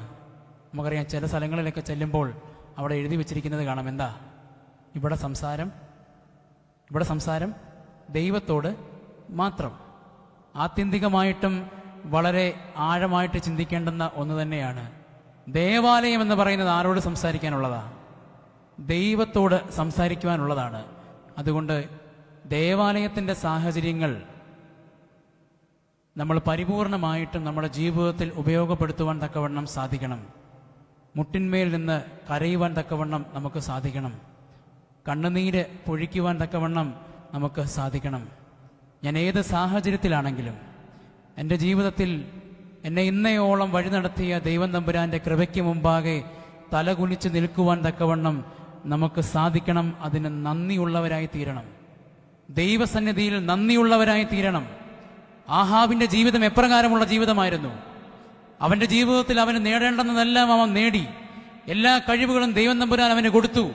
എല്ലാവരുമായിട്ടും വളരെ സഖ്യത്തിലും വളരെ ധാരാളമായ സമ്പത്തുകൾ വാരിക്കൂട്ടിയും അവൻ ജീവിച്ചു. എന്നാൽ അവന്റെ ജീവിതത്തിൽ സുഖങ്ങൾ കൂടിയപ്പോൾ ദൈവസന്നിധിയിൽ നിന്ന് മാറിപ്പോകുന്ന സാഹചര്യമുണ്ടായി. ഏലിയ പ്രവാചകൻ മുഖാന്തരം ഒന്നാമത്തെ വാണിംഗ് കൊടുത്തു. നീ ഈ പോക്കാണ് നീ പോകുന്നതെങ്കിൽ നാശത്തിന്റെ പടുകുഴിയിലേക്ക് നീ ചെന്ന് വീഴുമെന്ന് ഏലിയ പ്രവാചകൻ മുഖാന്തരം ആഹാബിന് അരുളപ്പാട് കൊടുത്തു. എന്നിട്ട് നന്നായോ? എന്നിട്ടും ദൈവസന്നിധിയിൽ നിന്ന് മാറിപ്പോകുന്ന സാഹചര്യമുണ്ടായി.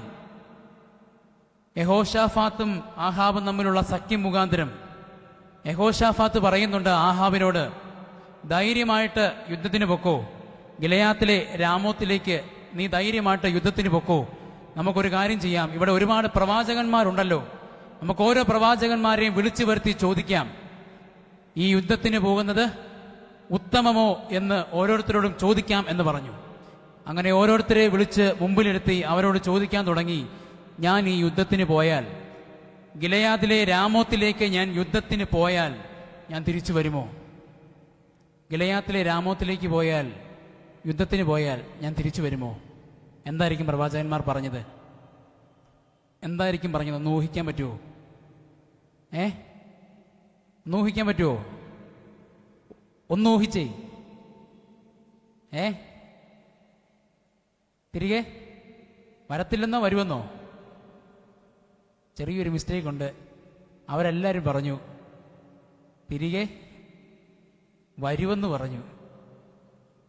ദൈവം ആ പ്രവാചകന്മാരുടെയൊക്കെ ഹൃദയത്തിൽ വേറൊരു ആത്മാവിനെ കയറ്റി വിട്ടു. എന്നിട്ട് അവരോട് പറഞ്ഞു, നീ ധൈര്യമായിട്ട് പൊക്കോ, നീ ഒന്നും നോക്കണ്ട, നീ ധൈര്യമായിട്ട് പൊക്കോ ആഹാബ് രാജാവേ, ധൈര്യമായിട്ട് പൊക്കോ, വിജയശ്രീ ലാളിതനായിട്ട് തിരികെ വരും.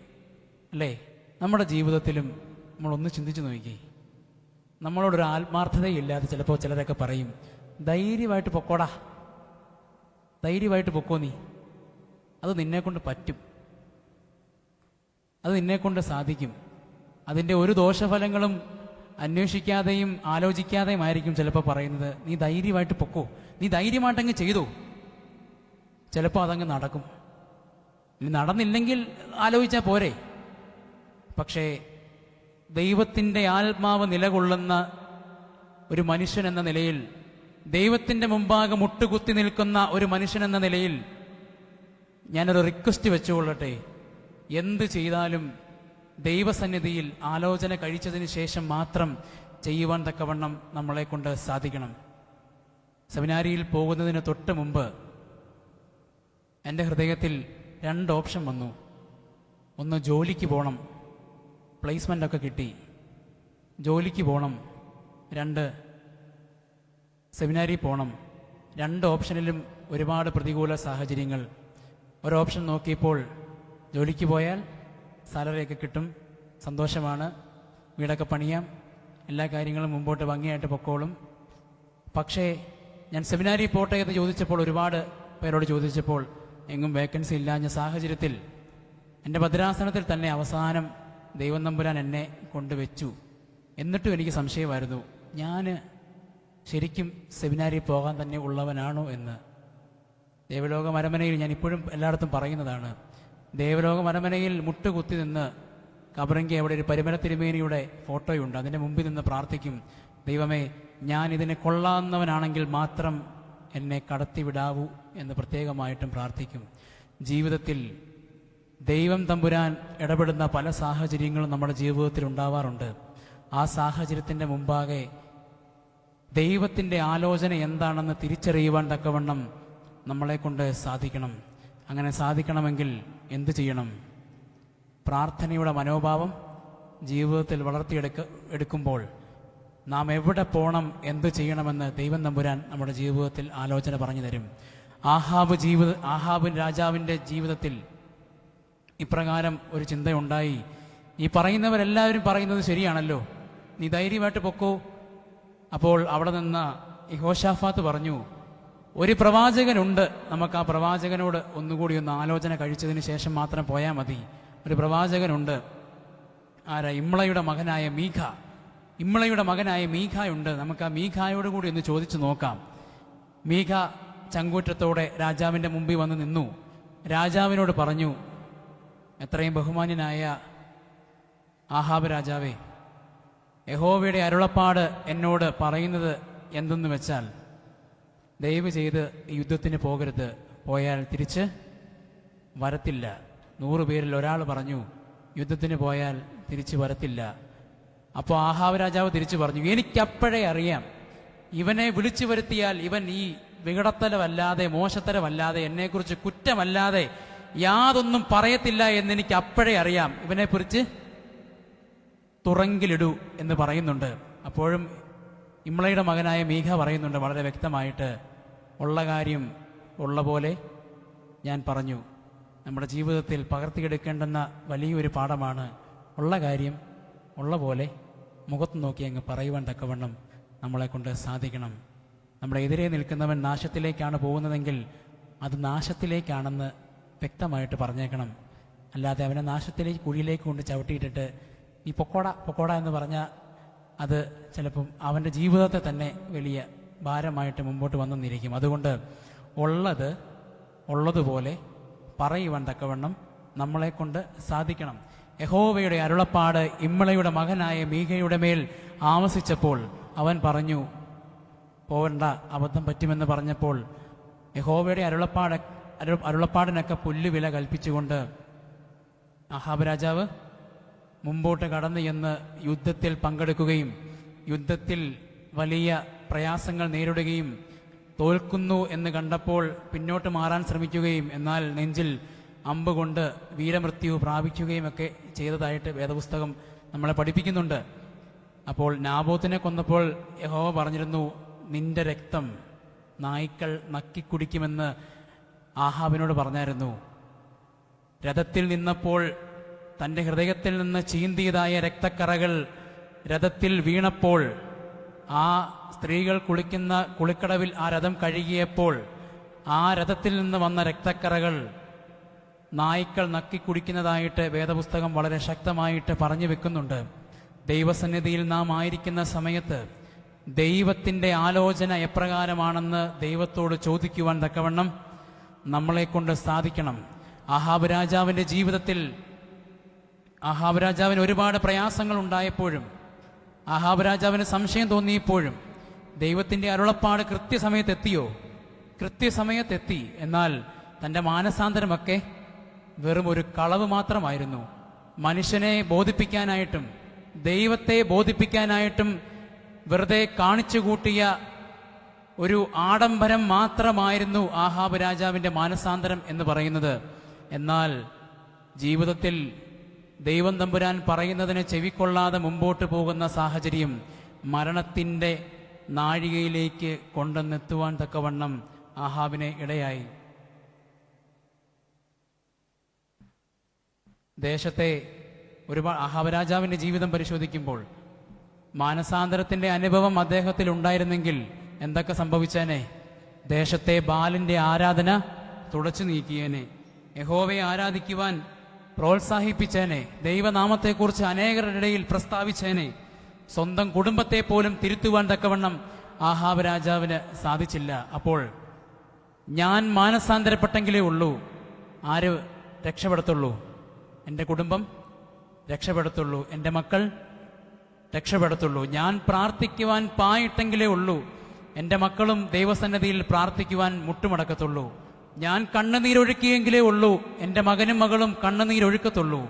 ഞാൻ വേദപുസ്തകം തുറന്ന് വായിച്ചെങ്കിലേ ഉള്ളൂ എൻ്റെ തലമുറകളും ദൈവസന്നിധിയിൽ വേദപുസ്തകം തുറന്ന് വായിക്കത്തുള്ളൂ എന്നുള്ള ബോധ്യം നമുക്ക് ഉണ്ടായിരിക്കണം. ഇല്ലെങ്കിൽ ആഹാബ് രാജാവിൻ്റെ തലമുറ പോലും നശിച്ചു പോയിട്ടുണ്ട്. നമ്മുടെ ജീവിതത്തിൽ തലമുറകൾക്ക് കാവൽക്കാരനായിരിക്കുവാൻ തക്കവണ്ണം നമ്മൾ ഇടയായി തീരണം. ഇന്നിവിടെ നമ്മൾ ഓരോരുത്തരും വന്നിരിക്കുന്നുണ്ടല്ലോ. നമ്മുടെ കഴിവോ പ്രാഗൽഭ്യമോ ഒന്നുമല്ല. തിരിഞ്ഞു നോക്കുമ്പോൾ നമുക്ക് വേണ്ടി കണ്ണുനീര് വാർത്ത ഒരപ്പനും അമ്മയും നമ്മുടെ ജീവിതത്തിൽ ഉണ്ടായിരുന്നത് കൊണ്ടാണ് ഇന്ന് ദേവാലയത്തിനകത്ത് നമ്മളെ ആക്കി തീർക്കുന്നത്. തലമുറകൾക്ക് കാവൽക്കാരായിട്ടിരുന്ന ആ മാതാപിതാക്കളെ പോലെ ജീവിതത്തിൽ കൈമാറി വരേണ്ട സത്യം സ്വത്തും സമ്പത്തുമൊന്നുമല്ല. ദൈവത്തിൻ്റെ മഹത്വം മുറുകെ പിടിച്ചുകൊണ്ട് ജീവിക്കേണ്ടത് നമ്മൾ ഓരോരുത്തരുടെയും ആവശ്യമാണ്.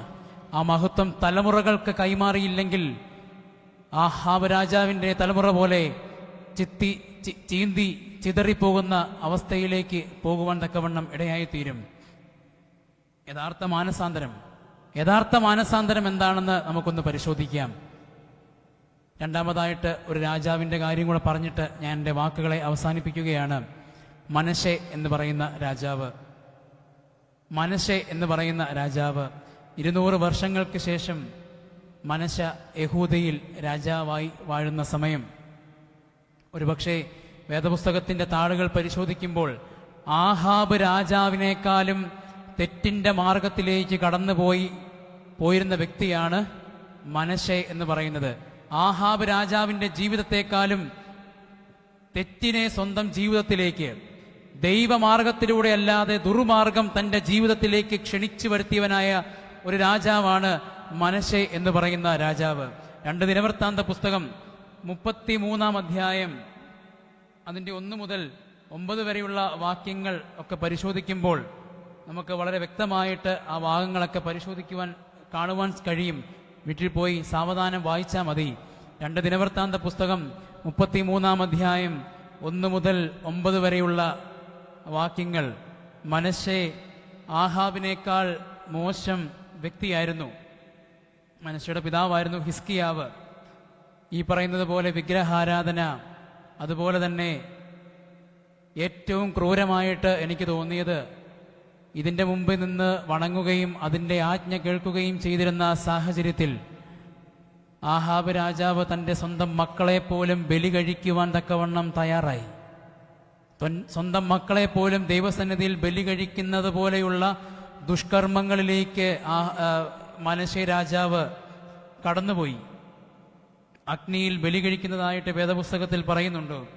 ആകാശത്തിലെ സർവ്വ സൈന്യങ്ങൾക്കും ആകാശത്തിലെ ഭൂമിയിലുമുള്ള സർവ്വ സൈന്യങ്ങൾക്കും ബലിപീഠം കഴിക്കുകയും അതിൻ്റെ മുമ്പാകെ വണങ്ങുകയും ജനത്തെ ഈ വിഗ്രഹാരാധനയിലേക്ക്, ഈ ദേവന്മാരെ ആരാധിക്കുന്ന ആരാധനയിലേക്ക്, ജീവനില്ലാതെ നിൽക്കുന്ന ആ വിഗ്രഹത്തിൻ്റെ മുമ്പിലേക്ക് അവരെ ജനത്തെ പോലും കൊണ്ടെന്നെത്തിക്കുവാൻ സാഹചര്യം മനശ്ശെ എന്ന് പറയുന്ന വ്യക്തിയുടെ ജീവിതത്തിൽ ഉണ്ടായി.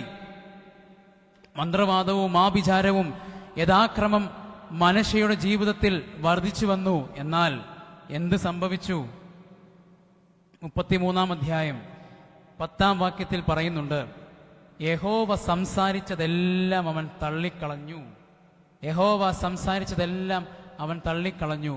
യഹോവ അവൻ്റെ മാർഗത്തിൽ മോശമുണ്ടെന്ന് അവന് കൊടുത്ത വെളിപാടുകളെല്ലാം അവൻ ജീവിതത്തിൽ നിന്ന് തള്ളിക്കളഞ്ഞു.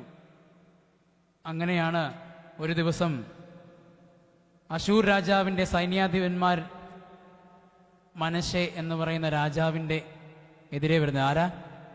അശൂർ രാജാവിൻ്റെ സൈന്യാധിപന്മാർ മനശ്ശെ എന്ന് പറയുന്ന രാജാവിൻ്റെ അടുക്കൽ വരികയും അവനെ ബന്ധനസ്ഥനാക്കുകയും കൊളുത്തുകളാൽ കീഴ്പ്പെടുത്തുകയും കൊളുത്തുകളാൽ ശരീരത്തോടെ കൊത്തി വലിച്ചുകൊണ്ട് അവരുടെ രാജ്യത്തിൽ നിന്ന് കടത്തിക്കൊണ്ടു പോവുകയും ചെയ്യുന്ന സാഹചര്യത്തിൽ മനശ്ശെ ദൈവസന്നിധിയിൽ അനുദപിക്കുന്നതായിട്ട് വേദപുസ്തകം വളരെ വ്യക്തമായിട്ട് പറയുന്നുണ്ട്. വേദന എല്ലോളം എത്തിയപ്പോൾ, പല്ലു ഞുറുങ്ങുന്ന സാഹചര്യമുണ്ടായപ്പോൾ, മരണത്തിൻ്റെ അവസാന നാഴികയുടെ അറ്റത്ത് വരെ വന്നു നിൽക്കുന്ന സാഹചര്യത്തിൽ ഇനി എന്നെ വിടുവിക്കുവാൻ ആരുമില്ല, ഞാൻ ആരാധിച്ച എൻ്റെ വിഗ്രഹങ്ങൾക്ക് പോലും സാധ്യമല്ല എന്ന് പറയുന്ന ഒരു അവസ്ഥ ജീവിതത്തിൽ ഉണ്ടായപ്പോൾ ദൈവസന്നിധിയിൽ മറുതലിക്കുന്ന മനശ്ശെയുടെ ജീവിതം നമുക്ക് കാണുവാൻ സാധിക്കും. അവനെ ആയിരുന്ന അവസ്ഥയിൽ മനശ്ശെ അവിടെ കിടന്ന് പലതവണ പ്രാർത്ഥിച്ചു. കഴിഞ്ഞ ദിവസം കരോളിൻ്റെ സംബന്ധമായിട്ടുള്ള ഒരു യാത്രയിൽ ഒരു ഭവനത്തിൽ ചെന്നപ്പോൾ ആ ഭവനത്തെക്കുറിച്ച് ഇപ്രകാരം ഒരു പുതുമ തോന്നിയ ഒരു വാർത്ത കേൾക്കുവാൻ തക്കവണ്ണം ഇടയായി. ഒരു 10-20 വർഷങ്ങൾക്ക് മുമ്പ് ആ ഭവനത്തിലെ അമ്മച്ചി ദേവാലയത്തിൽ പ്രാർത്ഥിക്കുവാൻ രാവിലെ ഒരുങ്ങി മിടുക്കിയായിട്ട് പള്ളിയിലേക്ക് വരികയാണ്. അമ്മച്ചി വരുന്ന വഴിക്ക് അമ്മച്ചിയുടെ കഴുത്തിൽ ഒരു 5 പവൻ്റെ മാല കിടപ്പുണ്ട്, സ്വർണ്ണമാല. അമ്മച്ചി മുമ്പോട്ട് കടന്നു വന്നു. പള്ളി അടുക്കാറായപ്പോൾ ആരോ ഒരാൾ പെട്ടെന്ന് വന്ന് അമ്മച്ചിയുടെ കഴുത്തിൽ നിന്ന് ഈ മാല പൊട്ടിച്ചുകൊണ്ടങ്ങ് പോയി. മറിച്ച് കേസ് കൊടുത്തു. പള്ളിയിൽ പറഞ്ഞു. ഒരുപാട് കാര്യങ്ങൾ അതിൻ്റെ പ്രൊസീജിയേഴ്സ് എല്ലാം നടക്കേണ്ടുന്ന വഴിയിൽ നടന്നു. എന്നാൽ അമ്മച്ചിക്ക് ആ മാല തിരിച്ചു കിട്ടുവാൻ തക്കവണ്ണം സാധിച്ചില്ല. എന്നാൽ ഒരു 2-3 മാസം കഴിഞ്ഞപ്പോൾ ദേവാലയത്തിലൊരു ദിവസം ഞായറാഴ്ച കാണിക്കവഞ്ചി പൊട്ടിച്ചപ്പോൾ കാണിക്കവഞ്ചിയിൽ ഒരു വെള്ള പേപ്പറിൽ പൊതിഞ്ഞ് ഈ 5 പവൻ്റെ മാല കിടക്കുകയാണ്. അങ്ങനെ കിടക്കുന്ന സാഹചര്യത്തിൽ ആ വെള്ള പേപ്പറിൽ ഇപ്രകാരം എഴുതിയിട്ടുണ്ട്: ആ വയോധികയുടെ മാല പൊട്ടിച്ചുകൊണ്ടുപോയ കള്ളൻ ഞാൻ തന്നെയാണ്. ഞാൻ പേരും നാളും ഒന്നും ഇവിടെ വെളിപ്പെടുത്തുന്നില്ല. ഞാൻ ഈ മാല പൊട്ടിച്ചുകൊണ്ട് പോയത് എൻ്റെ ജീവിതത്തിലുണ്ടായ ഒരു അത്യാവശ്യ ഘട്ടത്തിലാണ്.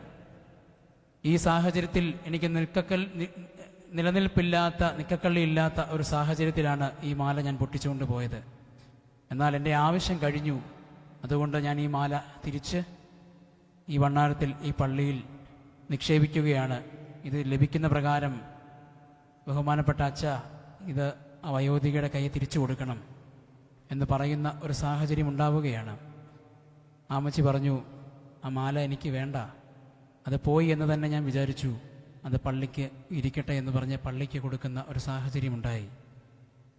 നമ്മുടെയൊക്കെ ജീവിതത്തിൽ കടന്നു വന്ന ഏതെങ്കിലും വഴികളിൽ എൻ്റെ മനസ്സിൽ ആ വ്യക്തിയെക്കുറിച്ച് പറഞ്ഞപ്പോൾ കർത്താവിൻ്റെ വലതുഭാഗത്ത് കിടക്കുന്ന കള്ളൻ്റെ മുഖമൊന്ന് ഓർമ്മ വന്നു.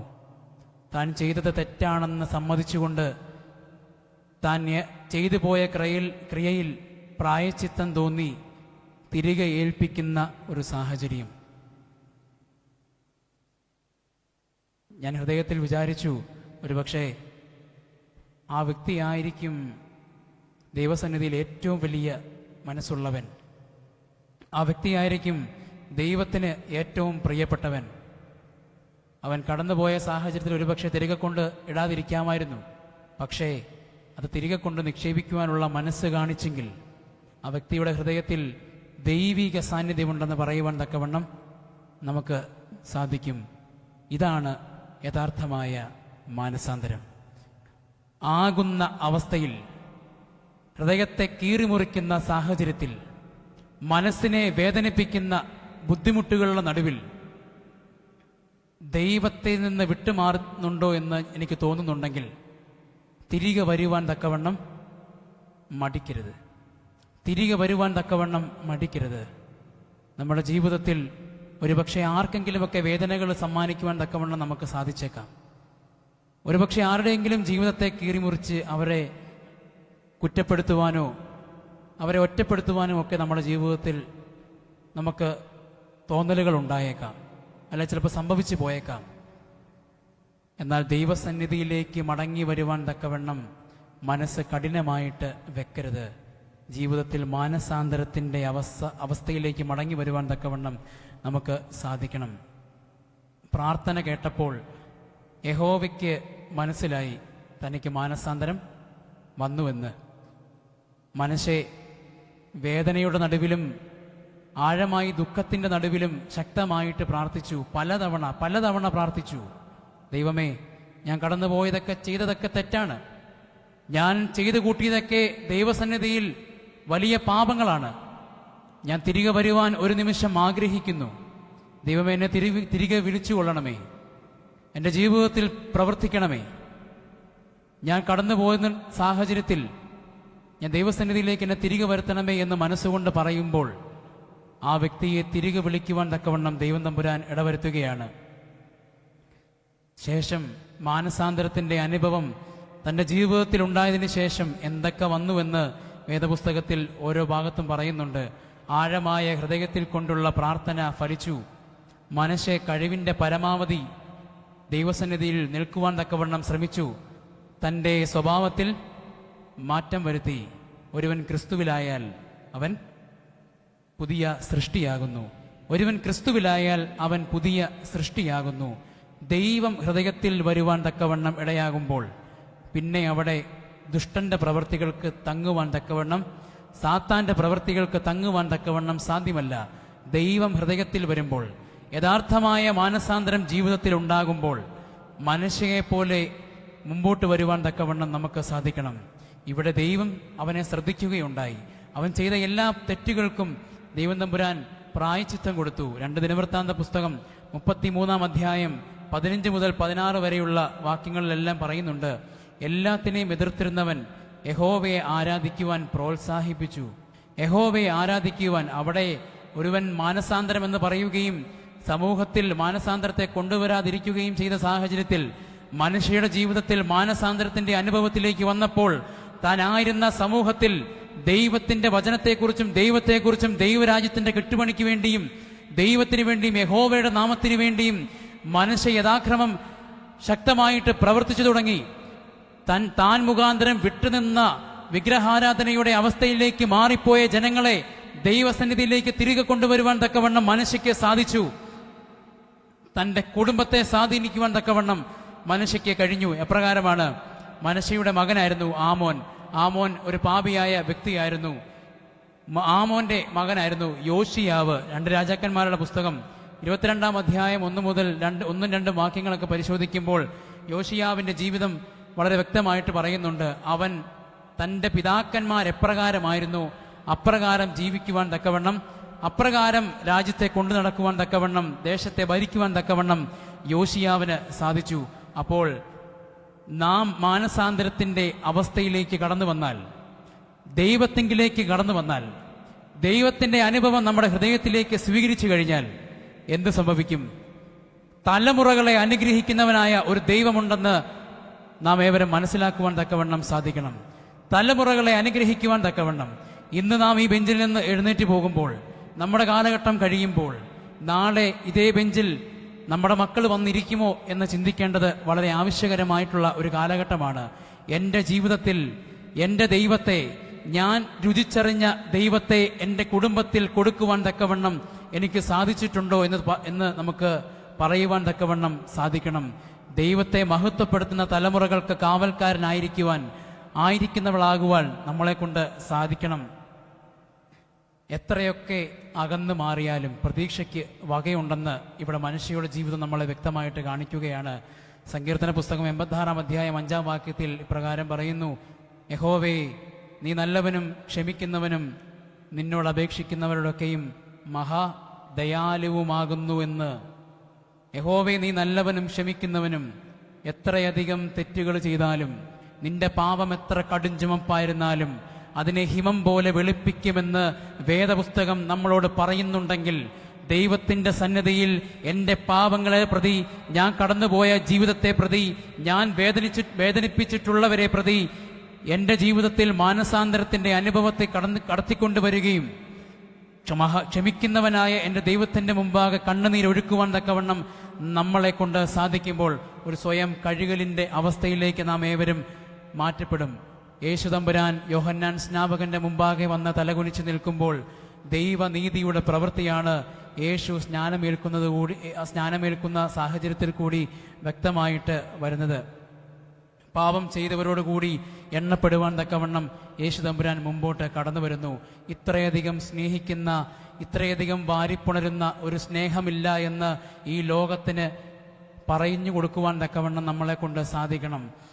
എത്രയോ ഉന്നതിയിൽ ദൈവത്തിന്റെ വലതുഭാഗത്തിരിക്കുന്ന, എല്ലാ ശ്രേഷ്ഠതയോടും മഹിമയോടും കൂടിയിരിക്കുന്ന ദൈവം തമ്പുരാൻ ഈ ലോകത്തിലേക്ക് കടന്നു വന്ന് പാപികളുടെ കൂടെ എണ്ണപ്പെട്ട് സ്നാപക യോഹന്നാന്റെ മുമ്പാകെ തലകുനിച്ച് നിൽക്കുമ്പോൾ ഈ പെരുന്നാള് നമ്മുടെ ജീവിതത്തിൽ ഉണ്ടാക്കേണ്ടുന്ന വലിയ മാറ്റം, ഞാൻ ഇന്ന് വരെ മാനസാന്തരത്തിന്റെ അവസ്ഥയിലൂടെ കടന്നുപോയിട്ടില്ലെങ്കിൽ, ഞാൻ മാനുഷികമായിട്ട് വാക്കുകൾ കൊണ്ട് മാത്രം ജീവിക്കുന്ന ഒരു മാനസാന്തരത്തിന്റെ അനുഭവമാണ് എൻ്റെ ജീവിതത്തിലുണ്ടെങ്കിൽ, ഞാൻ ദൈവസന്നിധിയിൽ മാത്രം ആയിരിക്കുമ്പോൾ വളരെ മാന്യനും ആയിരിക്കുന്ന സാഹചര്യമാണെങ്കിൽ, ദൈവസന്നിധിയിൽ നിന്ന് മാറുമ്പോൾ ആ മാനസാന്തരത്തെ നിലനിർത്തുവാൻ തക്കവണ്ണം സാധിക്കണം.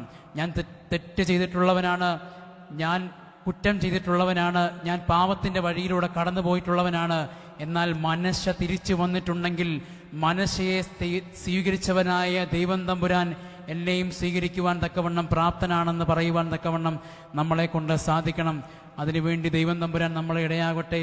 ഈ ദനഹാ പെരുന്നാളിന്റെ ശുശ്രൂഷയും അതിൻ്റെ എല്ലാ ക്രമീകരണങ്ങളും നമ്മുടെ ജീവിതത്തിൽ നിന്ന് കടന്നു പോകുമ്പോൾ, ഈ കടന്നു പോകുന്ന ആരാധന നമ്മുടെ ജീവിതത്തിൽ ഒരു പ്രായശ്ചിത്തത്തിന്റെ അനുഭവം വിളിച്ചു വരുത്തുവാൻ തക്കവണ്ണം ഇടയായി തീരണമെന്ന് പ്രാർത്ഥിക്കുകയും അപേക്ഷിക്കുകയും നമ്മൾ ചെയ്യണമെന്ന് പ്രാർത്ഥിച്ചുകൊണ്ട് ഞാൻ എൻ്റെ വാക്കുകളെ അവസാനിപ്പിക്കുന്നു.